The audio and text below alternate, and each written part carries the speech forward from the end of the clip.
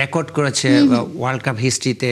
সে 6টা clean sheet রেখেছে এবং সে 649 মিনিট কোনো গোল হজম করেনি। আর্জেন্টিনা আসলে লাস্ট ম্যাচগুলোর পারফরমেন্স দেখে একটু হতাশ হতেই হয় যে একেবারে শেষ মুহূর্তে গিয়ে 80 মিনিটের পরে গিয়ে কামব্যাক করার একটা রীতিমতো একটা রীতি তৈরি করে ফেলেছে, রিচুয়ালস তৈরি করে ফেলেছে। কিন্তু লাস্ট ম্যাচটা আবার যদি দেখি ইংল্যান্ডের বিপক্ষে, সেই ম্যাচটাতে এবার আর্জেন্টিনার পারফরমেন্স যে কাউকে আশাবাদী করবে যে আর্জেন্টিনা আসলে পারফেক্ট ফাইনালিস্ট হওয়ার মতো পজিশনটা তারা রিজার্ভ করে। সেখানে স্পেনের যে একেবারে তরুণ একটা দল, লামিন ইয়ামাল, কুকুরেলা থেকে শুরু করে যারা আছে প্রত্যেকেই, দানি ওলমো, এরা আসলে প্রত্যেকেই অনেক ইয়াং। এবং আর্জেন্টিনার দলটা আবার বেশ অভিজ্ঞ একটা দল, যাদের ম্যাক্সিমাম প্লেয়ারই খেলেছে কাতার ওয়ার্ল্ড কাপে।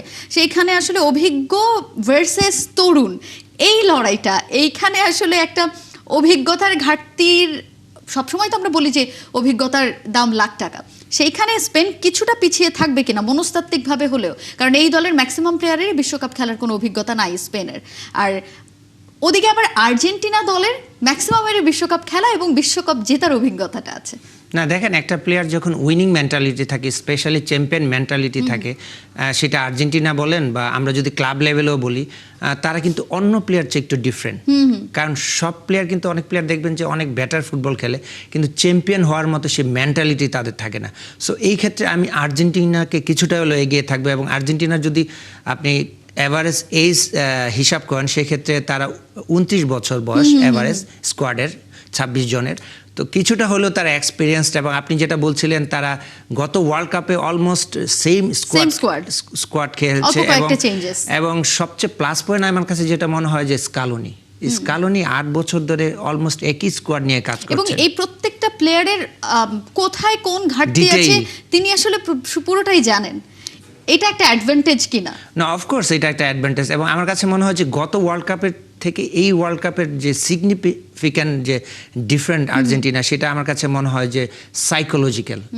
এবং আপনি দেখেন যে আপনি 3টা ম্যাচে, স্পেশালি নকআউট খেলায় সেমিফাইনাল পর্যন্ত তারা পিছিয়ে থেকে যেভাবে কামব্যাক করেছে, এটা আসলে মেন্টাল স্ট্রেংথ বা কনফিডেন্স লেভেল যদি এক্সট্রিম লেভেলে না থাকে, সেখানে আসলে জয় করা যায় না। এবং সবচেয়ে ইন্টারেস্টিং আমার কাছে লেগেছে আর্জেন্টিনা, আমরা ভাবছিলাম প্রত্যেকটা ম্যাচে, স্পেশালি লাস্ট 3টা ম্যাচে, যে হয়তোবা 120 মিনিটের খেলা শেষ হয়ে পেনাল্টি শুট আউটে যাবে, সেই ধরনের রিস্কেও কিন্তু তারা যায়নি। সো এটা আমার কাছে মনে হয় যে মানসিকভাবে অনেক তারা আমি বলবো যে এক্সট্রিম লেভেলের ইমপ্রুভ করেছে।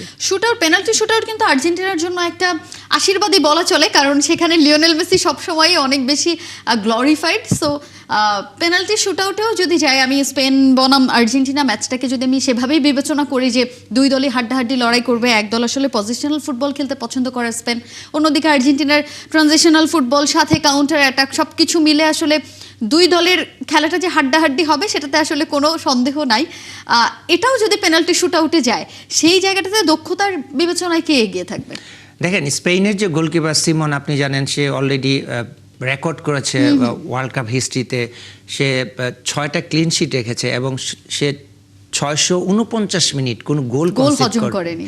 সো এবং আমরা যেটা দেখেছি, সিমন আমার কাছে মনে হয় যে গোল্ডেন গ্লাভসের সবচেয়ে বেশি দাবিদার এবং সে এগিয়ে আছে। এই কারণে আমি বলবো, আপনি গত ম্যাচটা, স্পেশালি সেমিফাইনাল ম্যাচে কিন্তু তাকে বেশ পরীক্ষার মুখে আমরা দেখেছি। এবং আমার কাছে শর্ট স্টপিংয়ের যে বড় বিষয় যেটা লেগেছে, যে সে যেভাবে স্টার্টিং পজিশন আপনি দেখেন, স্পেন কিন্তু অনেক হাইলাইন ডিফেন্ডিং করেছে এবং তাদের পিছনে প্রচুর স্পেস ছিল। সো সেটা রেসপন্সিবিলিটি ছিল যে সিমন সেটাকে কীভাবে হ্যান্ডেল করে। এবং তার প্রথমার্ধে এবং দ্বিতীয়ার্ধে যেভাবে স্টার্টিং পজিশন অনেক উপরে ছিল, এবং যেভাবে আপনি দেখেছেন স্লাইড করে একটা বল বের করেছে, একটা হেড দিয়ে বল ক্লিয়ার করেছে, এটা আসলে আনবিলিভেবল। এবং এইটা মনে হয় যে ওয়ার্ল্ড কাপের 2টা বেস্ট সেভ। যদি আমরা এই জিনিসটা হয়তো ভাবে বুঝি না, যারা কোচিং রিলেটেড আছেন বা যারা টেকটিক্যাল জিনিসটা বোঝেন বা দেখেন, তারা এটা বুঝতে পারবেন যে এটা আসলে 2টো গোল কিন্তু সেভ করেছে।